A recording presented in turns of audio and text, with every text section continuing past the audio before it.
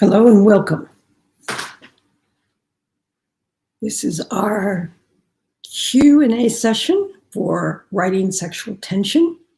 We'll be starting in a couple of minutes, but I wanted to open the door so that those who are here can get into the chat box. Let me know you're on board. It's also an opportunity to let me know if there's any questions or concerns that you have.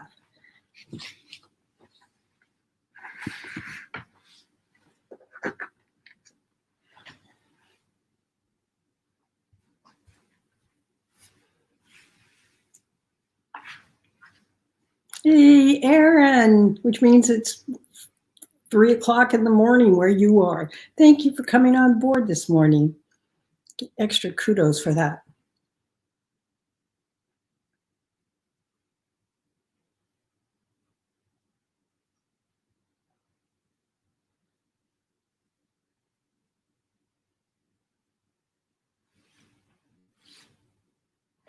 Sarah from Pennsylvania, lovely to see you.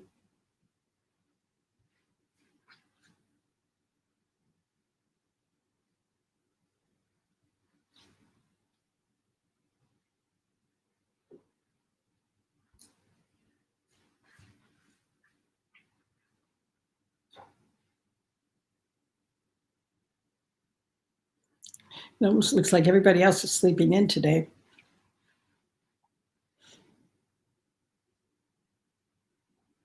Meg.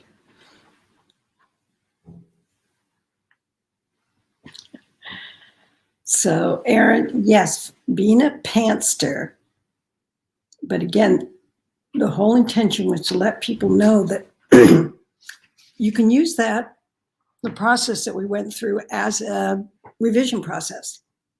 And again, you don't have to use any of it. But unfortunately, what most of us do with plotting is the stories in our head, we just sit down and we write, and we think we have a story because we got all this information out of our head. And it's kind of like sexual tension. We think because we put two people on the page that it will be obvious that there's sexual tension. And not always. So I appreciate you going through that. And again, it's a tool that can work or doesn't work.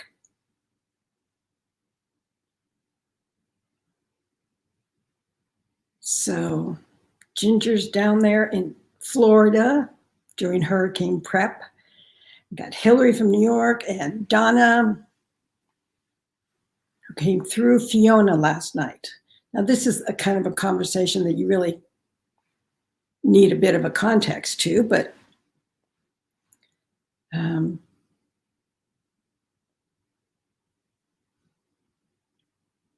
Sarah's here, the other Sarah, and Donna. Excellent.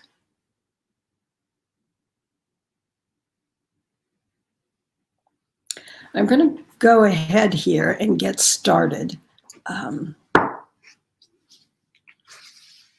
So Hurricane Fiona's in eastern Canada, and then there's Hurricane Ian down in Florida. And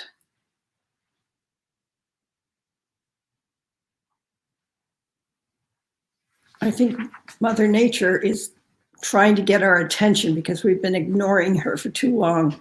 That's an editorial comment. So I'm going to go ahead and because I did not get into the Facebook page yesterday, I've got some examples from the class that I thought I would just read them here. And then we can, the first one here is homework 4. And this is Angela's, and I'm going to read it out loud. Now, sometimes it can be very, very helpful to have somebody who has not written the page read it out loud, because sometimes we can hear what might be missing or what we might want to enhance a little bit more than we can just looking at the words on the page. So I'm going to go ahead and start, and then I'm going to pause periodically to give some feedback. So she started to relax, allowing his big hands knead the tension from her shoulder. Now, this is a very nice approach to the stage because because the hand is on the shoulder, it is close to the head. So there's some tension just knowing that it is that close. But it's also a very quiet and subtle way to ease into more awareness, more whatever is going to happen. He then started to knead her neck, sometimes brushing his hand across it. Okay, and again, lovely Angela, very slowly mounting the tension here. She stiffened. Now that's the woman's response. Because again, going from the shoulder to the back of the neck means you're actually increasing that awareness of the other being that close. She never felt this way before. It was like all the love he had pour into her.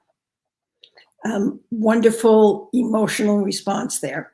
A warmth engulfed her. She felt a need to be touched, a need to be held by someone strong. Okay, so we're one point up to this point is we actually have the word, not the same word, but the sounding of the same word. So we had him knead her shoulder, knead her neck, and then an intense need in him with every knead of her shoulder. And the very end, she felt a need to be touched, a need to be held by someone. So some of those needs were K-N-E-A-D and some were N-E-E-D. But this is an opportunity. When you start seeing too many references to the same term, if you use it 3 times in a row, it's intentional. Like you did here, it was intentional. She felt a need to be touched, a need to be held by someone strong. See, that's a kind of a repetition that is a good one. But the reader, if they find the word too many times, particularly this is just the first paragraph, what can happen as a reader is you kind of jump back to where you heard the first need, or whatever the word is that you're repeating. And that pulls you out of the story because you feel like, wait a second, I thought I just heard this. So not a big issue, but something to be aware of. She got up to leave, but he didn't let her. Now, here's an opportunity to go more specific. He didn't let her. How? Did his hand grab her wrist? That's just one of those kind of opportunities. And Donna actually mentioned to Angela suggestions to slow down, because this is a very important stage. And I know you're trying to be good about just getting it to me in a paragraph or two, but this is the opportunity. You look for phrases like this. He didn't let her. Now, but we have no visual. So there's a difference between saying somebody grabbed her wrist. Now we've got a visual of it. But he didn't let her by grabbing her wrist or by, I don't know, sticking his foot out and tripping her, which I know you're not going to do it. Okay, Angela says he grabbed her by the arm. But again, if it's not on the page, the reader can't see that. So just an opportunity. And again, if you set this up and the reader knows they're sitting down, then he grabbed her by the arm can work. Or you lean forward and grabbed her by the arm. We just need the little bit of the larger context, Angela. So again, we all do this as writers. We think we've put it on the page because it's so clear in our heads. But if it's not on there, the reader is going to be wondering what happened here. She needed a place to think things through. She wanted to know what was happening to her. Wonderful emotional responses here. Why all of a sudden this feeling was overtaking her rationality. He turned around. Now, this again, you know what was going on in the context of the scene, but if he grabbed her, I don't know if he was sitting. I assume they were both sitting because she stood up. So he grabbed her arm, but then he turned her around. So he's obviously not sitting. And this is not me just being anal retentive. This is me all of a sudden, as a reader, thinking, okay, so where is he now? If he turned her around, did he stand up too? Because if we're not clear about that for the reader, they can confuse him. She closed her eyes as not to look at him. And this is a wonderful, just like when you're a child and you're going to get in trouble for the missing cookie. And what happens? We close our eyes so that no one looks at us. So this is brilliant here. Then she felt something pressed against her lips. She opened her eyes to find his lips to hers. Okay, doing good. And then she smacked him. And again, I think there was a few comments about this smack, because smack is a very strong word, but we don't have any visual going with it. So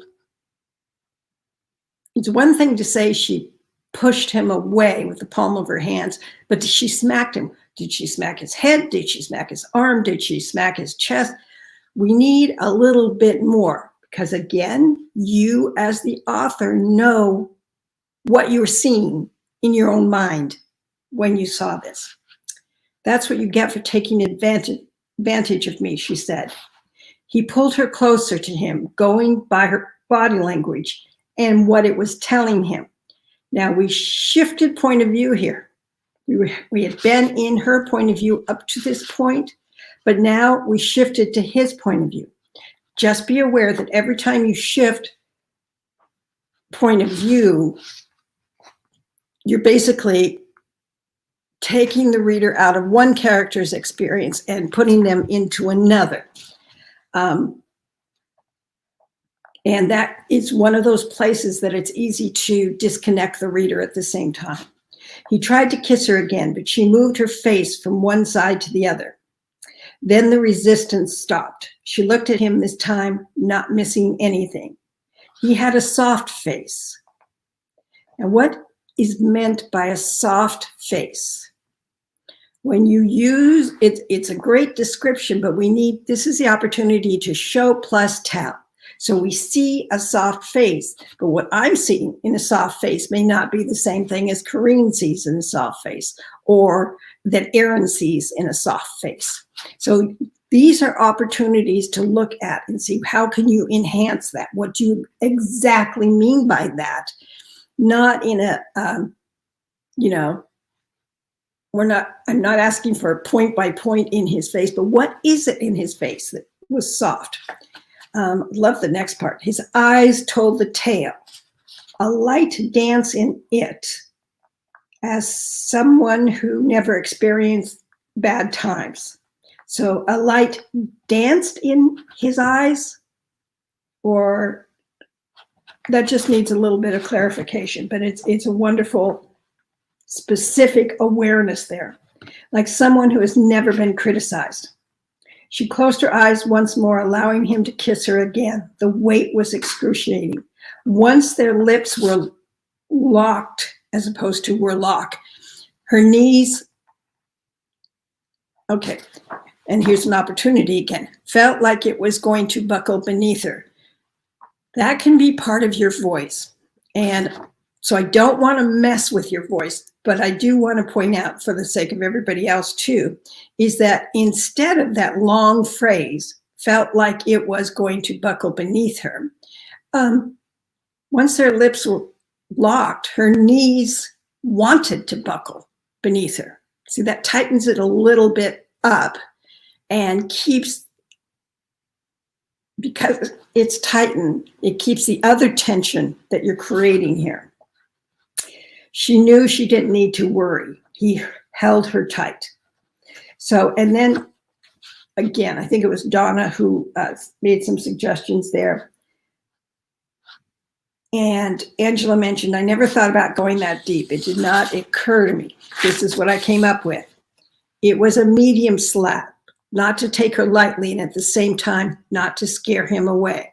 See, just by adding that little bit more, it let the reader have a sense of the emotion behind that that slap. So we're in her. Her body edged closer as if she was trying to meld into his. Okay, and again, as if trying is a filtering word, just like that felt word. As if trying. I know you're trying to show the hesitation and or the wanting there, but what happens if you, as her body edged closer, trying to meld into his? Just think about that a little bit more immediate. She caressed his abdomen without realizing it. Before she noticed it, it was too late. He responded with a hungered kiss once she granted him permission. So all in all, a very good posting here, Angela. But I do want to just bring out those specific issues to consider.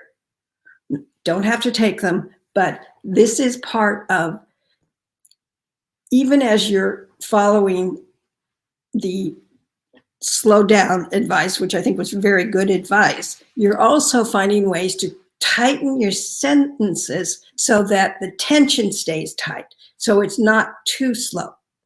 So I hope that helped a little bit. And then we have Suzanne's hand to body homework. She gives us a situation, a setup, basically. Harley was assigned to work on her boss's brother's lawsuit and had been emailing him for the lawsuit, not knowing he was the mysterious stranger she had kissed, then lied to, and pulled a Cinderella. Because she believes any relationship will complicate her life, so no commitments allowed. So that's the conflict. That in this scene, the law office after regular hours, Ellis, which I'm assuming is the boss's brother, has just discovered who she is and that she had lied and has stormed out of the office. So Ellis has stormed out of the office. She follows him to the elevator to explain herself. In the heat of the moment, tells him that night they kissed was a mistake. So I'll start into the actual words here. Kissing me was a mistake. His jaw flexed as he stared down at her. Now, there's a lot going on in that. Just one small, his jaw flexed. That's showing anger, you know, that tension in the jaw. And he stared down at her, brings up that difference between their height and the fact that in a lot of situations, the man is taller, and that can be something that can be a threat, or it can be something that is the woman can be drawn to as a protection type thing. She opened her mouth to say something, anything. Her lying had already hurt him, which is conflict. Okay, here's Suzanne. I would want to stop and ask, how big a conflict is this really? It's an interim conflict, but if you meet somebody and you give them a false name, and you're doing some flirting and then you leave, is that warrant this degree of that she really hurt him? So you know your story better than I do. And this is something that you would probably explain before this point of what degree of hurt. But be aware that the reader needs to know that from her point of view, she also is aware that she had done a no-no. Because there's a huge degree of what we term lies. Everything from white lies to lies of convenience or lies of omission, up to the kind of yes, I love you lie when you absolutely don't, that really can lead somebody on. So it's not yet clear, and it's probably just because it's happened before in the story. And she wouldn't do that again. That's her emotion. Before she registered it, her hands were stroking over his t-shirt, pressing against the hidden abdomen below. Now this is two different people using abdomen, the stomach basically. Now, if it's clear to the reader that the abdomen is a French word, when you want the most tension, you use the Anglo-Saxon word, which tends to be more guttural. So the difference between abdomen and gut, or abdomen,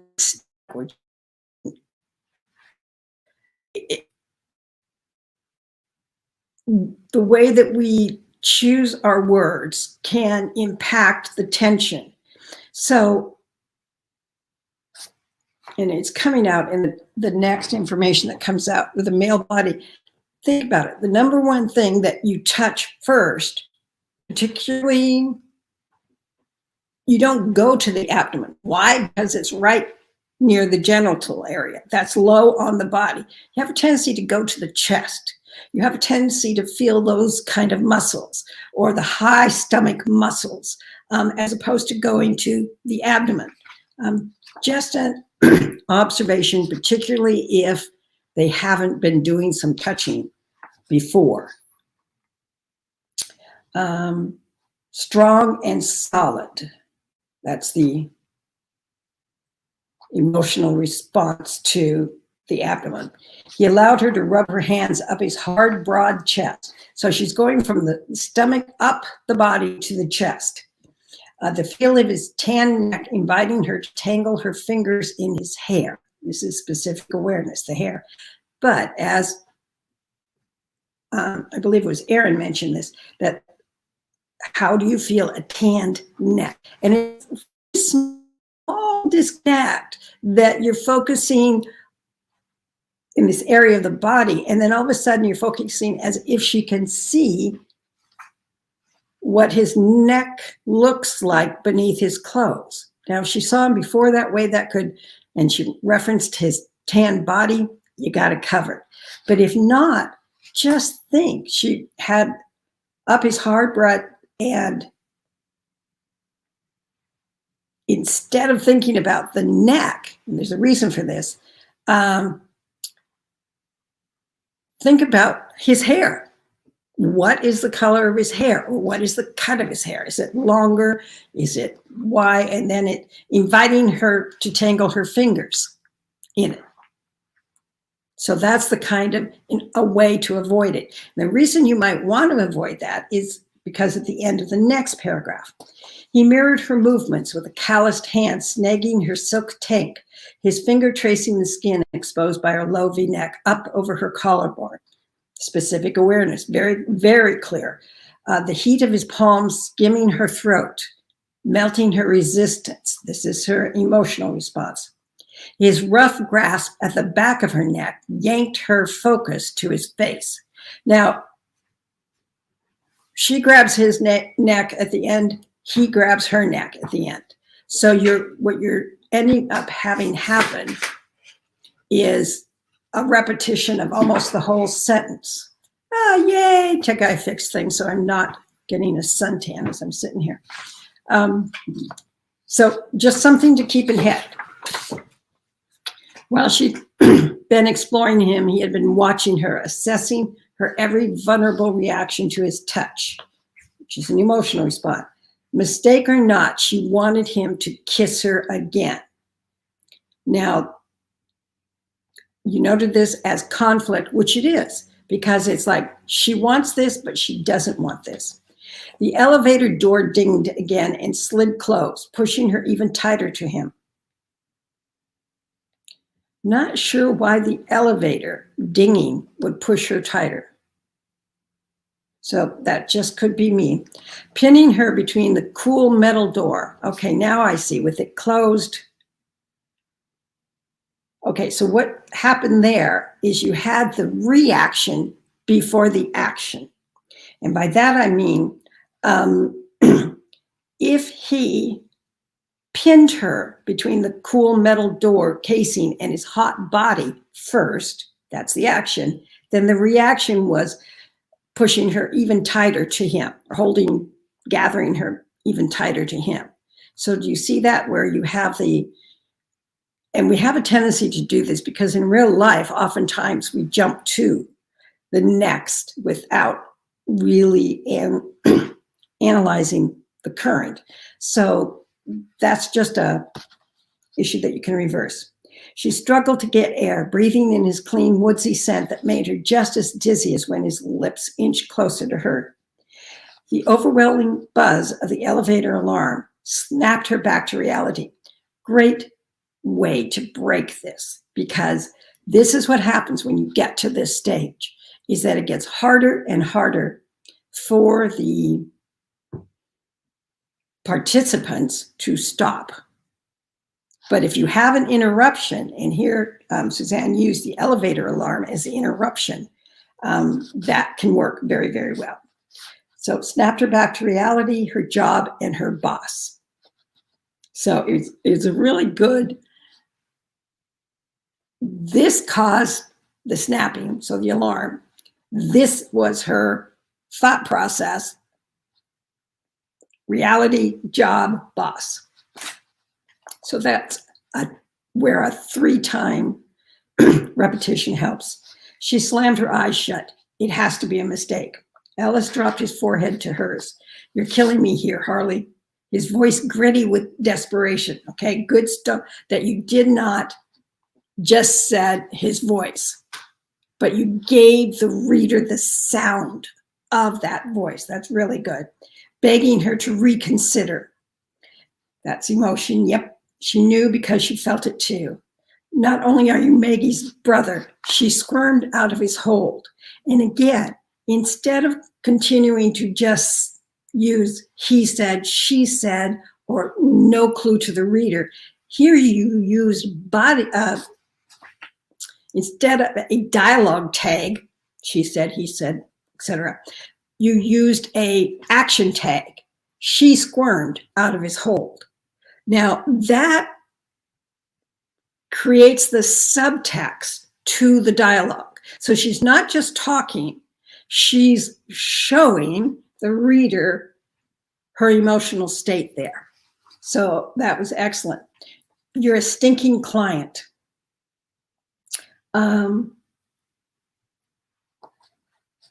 So all in all, very good.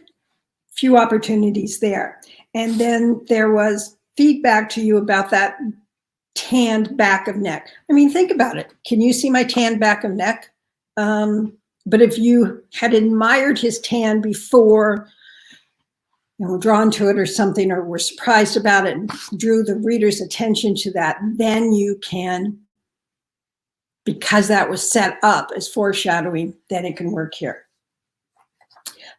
The thing, Suzanne, I wanted to point out is that you said you're not sure how to fix the tan skin. Well, sometimes we have to skip it. So because you did the same movement to the back of the neck for both characters, that is something that can let you know, maybe how can I just avoid this speed bump? So avoiding it by focusing on the hair that was calling to her as her hands came up. So, okay. Now we have one more from Angela. Do you have any questions up to this point?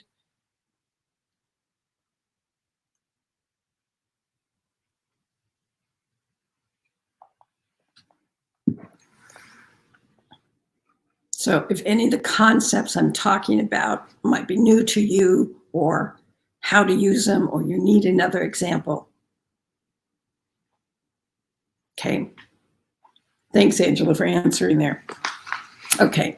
Now I have another posting from Angela that was just this morning. So I posted it to read it here.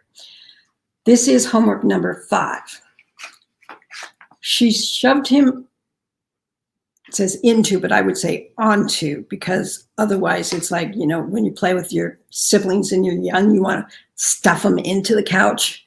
And particularly if it's one of those kind of couches that can have people sleep over, and you stuff them into it and close it and be done with them. Or maybe that was just me and my siblings. But I love this. So stuffed him onto the couch like a wolf to a lamb.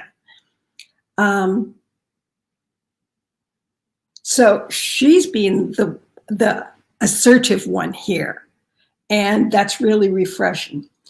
Now, hungry as a feral cat.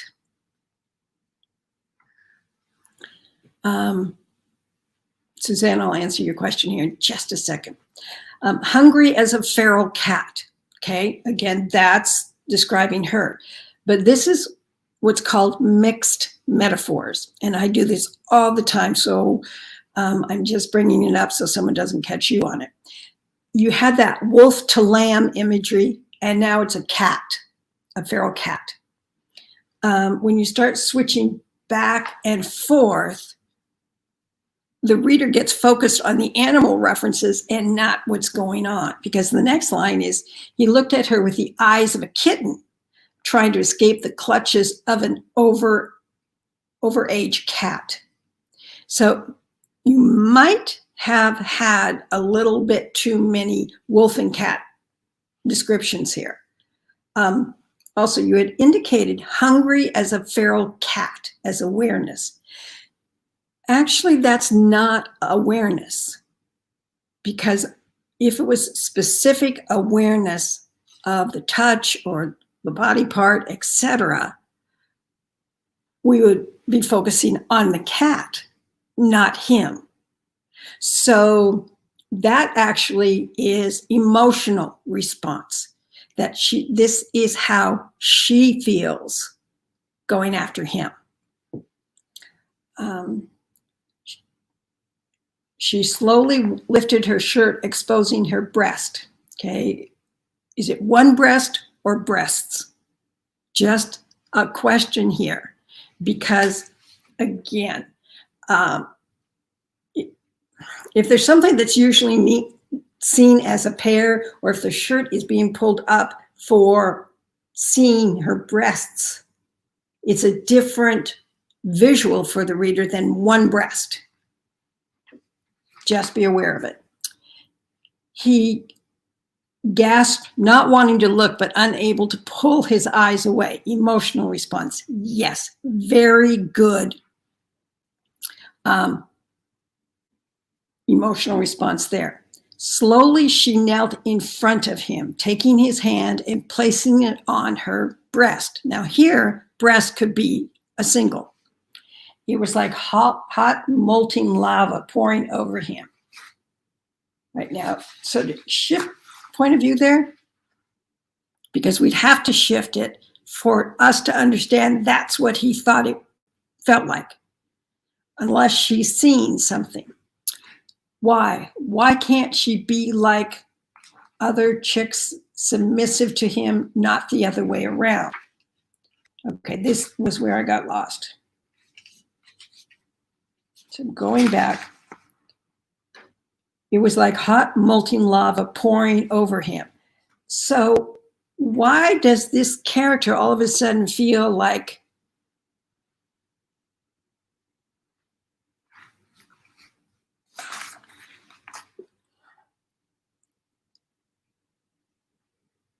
that maybe she's being too aggressive or assertive? So that's the conflict. It turned him off like an oven cooled after cooking. Let us see it. Let us see him pull back, or let us see him given the situation, to have him all of a sudden, her assuming that this is what he's thinking, we need to see his eyes were wide, he pulled back, whatever, so that we can understand why she's making these assumptions about him. And Angela says, I wasn't aware that I was switching character point of view. And again, that's where we're just too close to our own writing, oftentimes, to see it. But this is, if you have somebody who can read some of your work to you out loud, or you can read your work into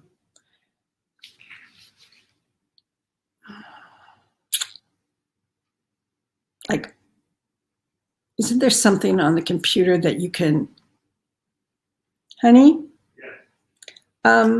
If you don't have like a tape recorder, which I don't even know if they make those anymore, can you read into your computer some way to get the voice?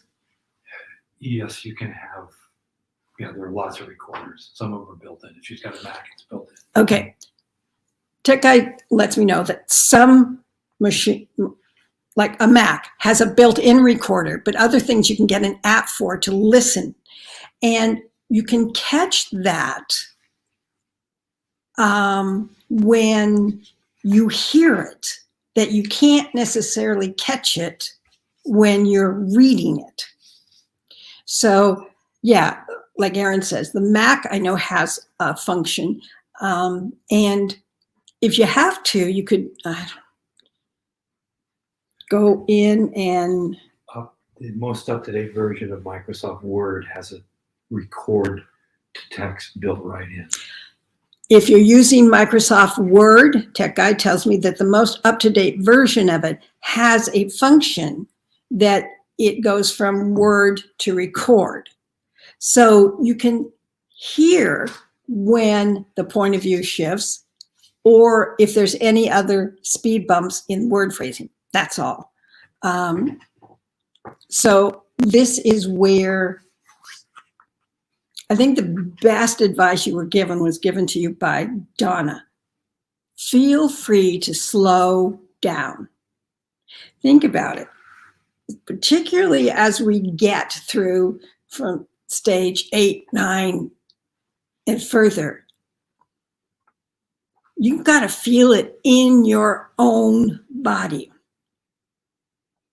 And it's that if you're not feeling it in your body, which again, as writers, we're trying to get, just like I've been talking about, that where are they and how are they and what are they feeling, etc.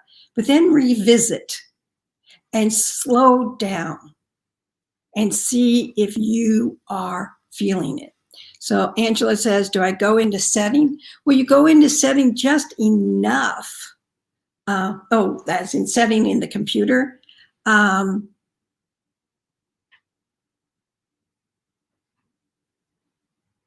I have no idea where you would find it. If it's on a Mac, there's a program that comes with it called GarageBand. There's also a screen capture that you can record the microphone and the image. Okay, Tech Guy is saying is if you have a Mac machine, then there's a GarageBand. GarageBand is what's on the machine already, and it's free from. It's free from them. And it's already there, and you go to GarageBand and you read it, and then you can listen to it afterwards. And then there are other apps that you can, I would just type in, if you have a PC, that it is, what apps could you use to read and then hear? Or what apps, so Angela has Microsoft. Well, then you should have in Microsoft Word, or in the, honey, you got to stand here and use the right words for me. If it's an updated version of Word. If it's an updated version of Word. And if you set it up correctly, up on the top, the ribbon at the top, there's a microphone for recording. Okay, stop.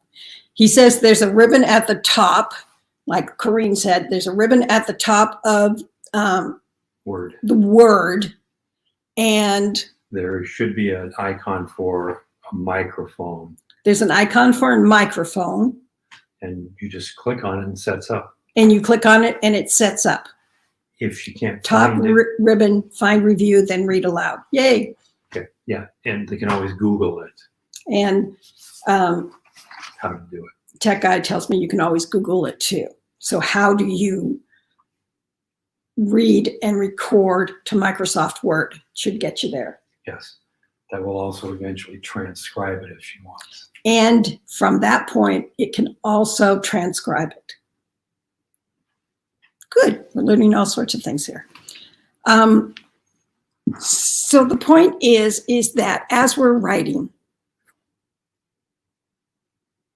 if we're not feeling the emotion that we're writing about, or we're too worried about the, you know, where's this and what's that, or what he should respond, or how should she respond, just revisit and give yourself a little space and a little distance between the first version of it and going back and saying, how can I enhance this? Am I clear about, you know, the 3 elements that you need to include? So, and am I rushing what I'm writing here? So I hope that that helps a little bit there. Corrine is not replacing Tech Guy. Yeah, because I know if I tried this, I'd go in and I'd blow up the machine, and then I'd just call for him, fix this.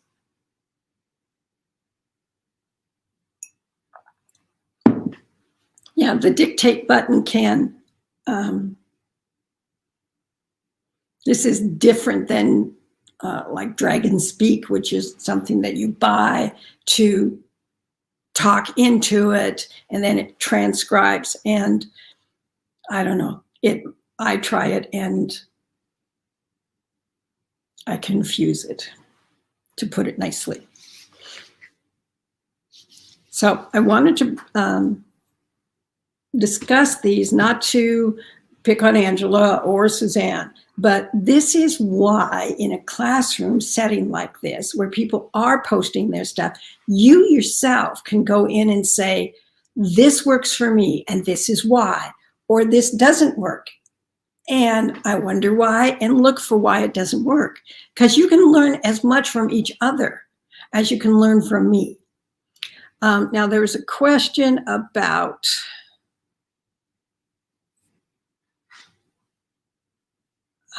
from Suzanne, recommendations for classes or workshops or books for writing better, sexy, touching descriptions.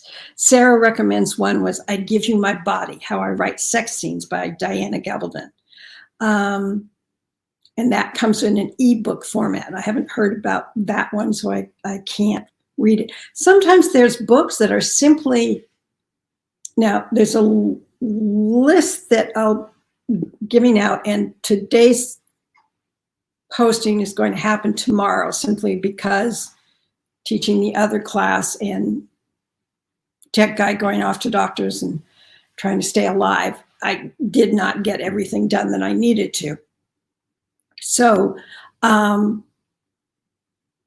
make you read books or listen to books, one or the other. Keep a notebook on hand and jot phrases that work for you. And these are not to steal phrases. These are to remind you. And then you get enough phrases and then you break them down into how to describe sexy touching. Well, writers are doing it all the time. All the handouts that I gave you in this class, that's where you find what words did they use that work specifically for you. How did you know what they were feeling? How did you know without saying, he touched there, and then going on to he touched someplace else next? No, how did he describe what it felt like to him? And how did she describe what it felt like to her, their emotional response to both of it? So there are boy, there's a lot, 20, 30 pages of how different authors are writing these sexy things. There's a bibliography with all sorts of these who I used as examples, and you can do this without having to find that one class that's going to just teach that little slice of what it means. So even in the interviews that are included in this, you'll get some how they, I think it is Linda Howard who, and that's coming this week, will be talking about, it's not put slot A into slot B, but get out of do that first draft so that you know where they are. Are they on the couch? Are they standing up? Are they hanging from the chandelier? Whatever it is. Then go back and say, okay, get into their bodies and say, what exactly are you doing? What exactly, is being felt here? And again, that's the pages and pages of examples beyond the lectures. In the lectures, I break it down. In the examples, it's in addition to the lectures so that you can start, print it out and highlight. Oh, this is a good phrase. That's another phrase. There used to be, eons ago, a book for romance writers. And it broke down all sorts of, and what they did was took like eyes and they just used all sorts of different examples. Some of it was pretty purple prose, which is when you write and it's like over the top. His violet eyes were like shiny eggplants or something. But when you're doing it yourself, when you are gathering and collecting those examples, you know it's something that you could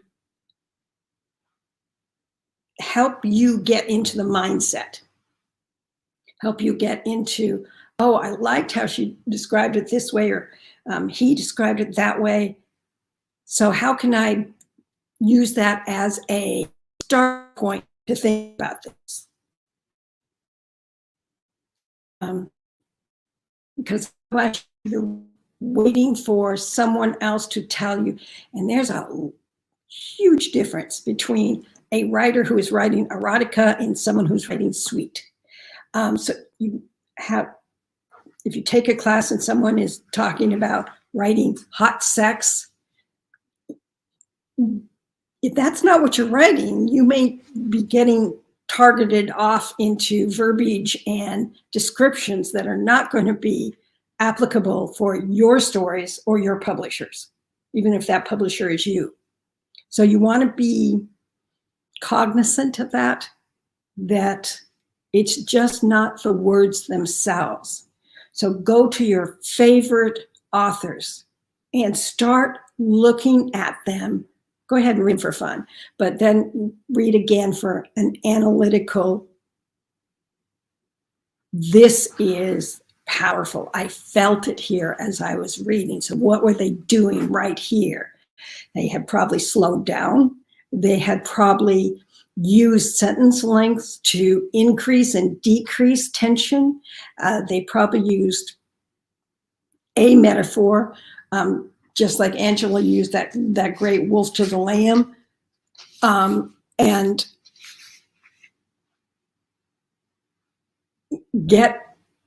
you'll start seeing more than you realize. Just like in the plotting course where a lot of you were this last week, I guess it was just this week, with me.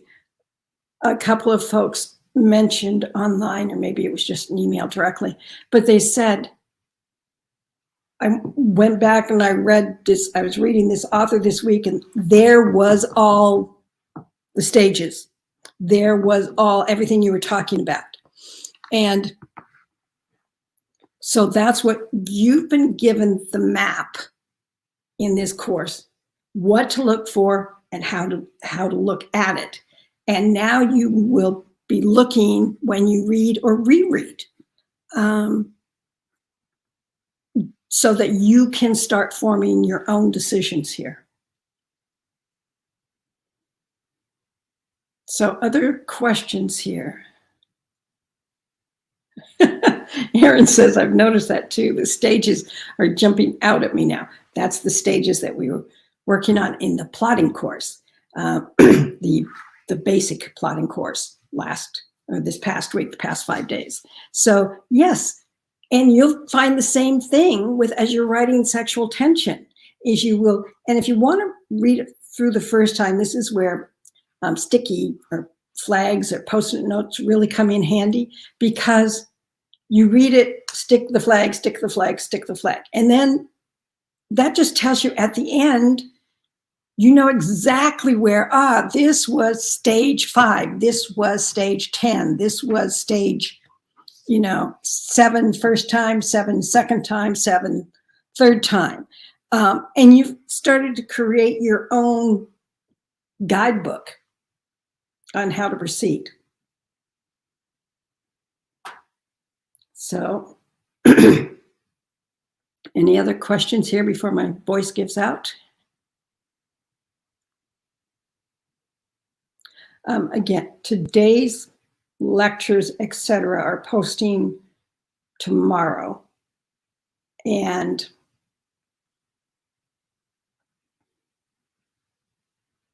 there's going to be, and the homework is going to be pretty simple. It's going to sound simple. And what it is I want you to revisit some of the earlier stages. Yes, we're getting all the way up to 10, 11, 12. But I want you to go back now and look at your earlier stages and revisit them. And that is so you can see there's been amazing progress in this class with people understanding and seeing what might be missing in their own work. So it's going to be instead of having you write a whole chapter, which happens when you get to some of these later stages, go back to those first ones and pay attention to how you're approaching them now. And that re-emphasizes for you that you can do this. You can make it stronger sexual tension or whatever degree that you want. And I'm having you go back to the earlier stages because 1, everybody's going to use those stages. And 2, you're going to use those stages multiple times in the book. It's not just how he sees her or he sees him once. You're going to notice time and time again. So getting used to thinking instead of just looking at the other and giving a laundry list of this is the height, this is what I find attractive. It is think of the relationships that you've had, that initially what you see is not what you start noticing the longer you are with that person, or the more involved you get with that person. You start noticing other things that was not what you focused on initially. So that will be the homework. I'll give more details in the homework handout. And this will be our last week working together. So I want to make sure that if you do have questions, if you do have concerns, or if you want references to books that I may not know, but your classmates might have some recommendations that can be helpful. And included this week again is the list of music. Some is going to work for you, some is never going to work for you, but it's there anyway. And that's something, it's a starting point. And you have that, and then you grow from it. You hear it on a TV show, you hear it. There's an ad right now for an upcoming movie on Whitney Houston. And it's like, ooh, that belongs on the list.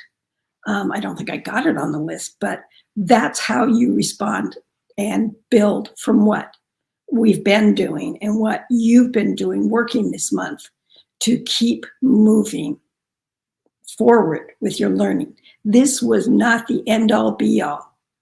For some of you, man, you just really went there, all as in growth. So it was not an incremental improvement. It was like, whoa. But a lot of us don't.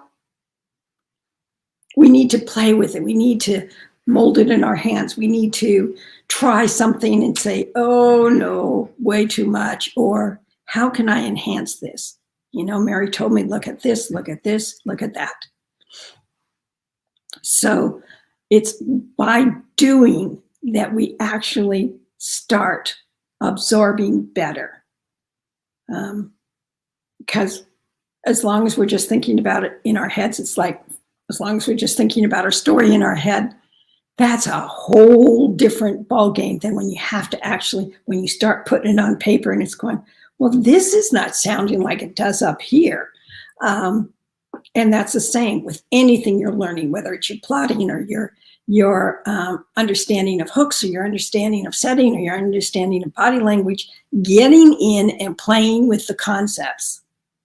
And yes, it's okay to make mistakes because that mistake is teaching you what you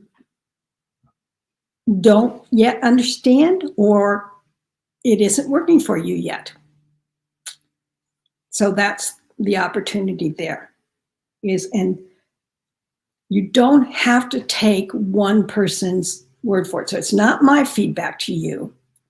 It's all the feedback you've gotten from fellow writers this month, and also your own feedback to yourself, where you read something and it's like, oh, that sounds really good. And this is why. You got to take that extra step. This is why it's working for you. And then I might come along and say, okay, how about this over here? And you're going, well, I didn't even see that. And that's okay.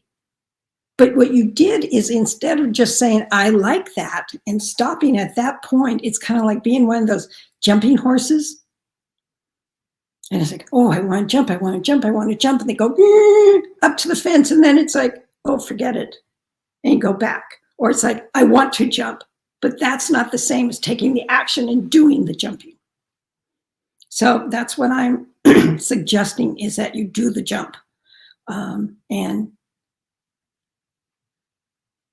pay attention that, are you feeling what you're writing in your body? And you may not do that in the first draft or the second draft or the third draft. But if you're feeling it, if you've got the music on and the door is closed, and you're feeling what a person's smile can do for you, how you feel at that first touch, that's all that you want to get down on the page. So we're just about done with our hour here. Any other specific questions or concerns?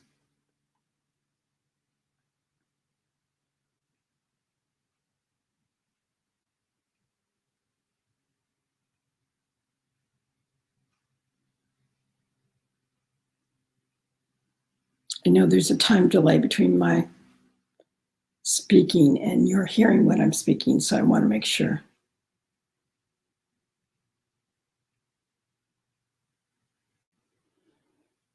Okay, then look for the postings.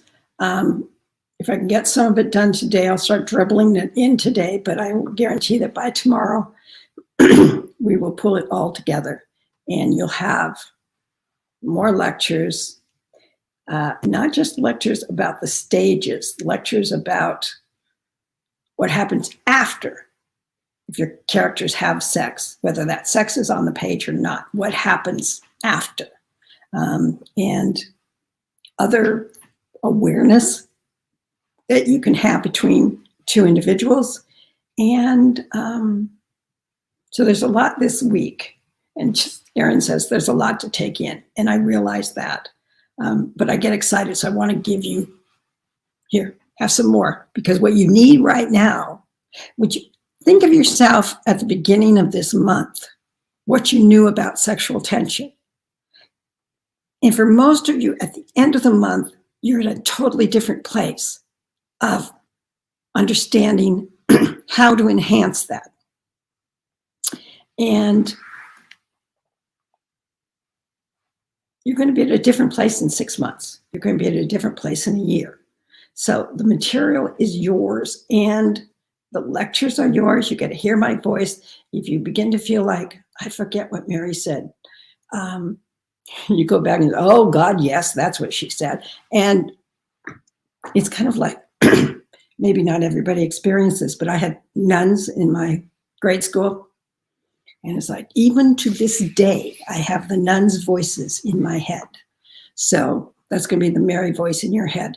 And then I'm sure there is a 12-step program to how deprogram Mary voice, but I haven't written it yet. So you might need to get together with each other to get to that point. So I appreciate your being here today. We'll meet again for one last Q&A next week. I'll get the new lectures and new handouts out. And again, think of them as starting points, not ending points.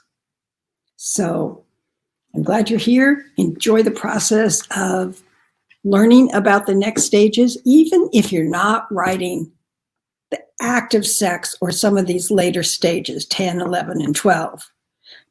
Just knowing someday you might. Someday you, how can you move to that point?